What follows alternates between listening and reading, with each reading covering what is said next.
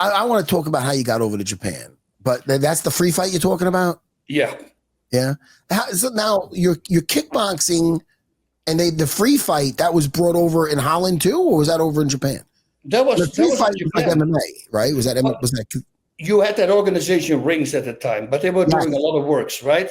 And they wanted to become more legit. And then they start getting the real fighters like Dan Henderson and some other guys. And then they started becoming legit. There would be still some fights would be fixed, but that only to the top dog, like probably the owner of that event that had it.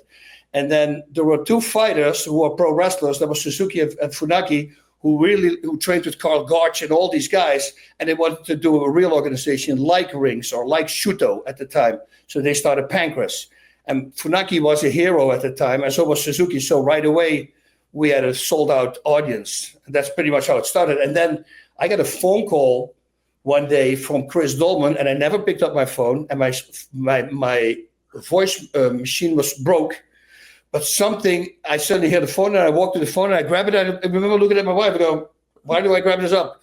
And then it was Chris Dolman. He says, get in your car right now. There's two guys scouting for new fighters. Funaki and Suzuki, they're in Amsterdam. So I jumped in my car, went to Amsterdam, got into a brawl with one of his students because he tried to hurt me because they were filming. And I go, dude, slow down. We don't need to go hard. They just want to see technique. But he turned it up. And I go, hey, I'm okay with this, but it's not going to be one-way street, right? So now it was on. So I high-kicked him, knocked him out. And he needed a bunch of stitches.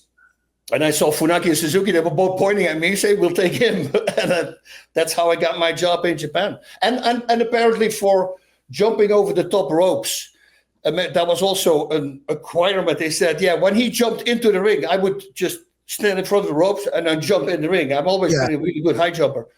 And they were completely blown away with that, apparently. And that was also one of the reasons that they wanted me as a fighter. Very weird, but I guess maybe they wanted me to do it.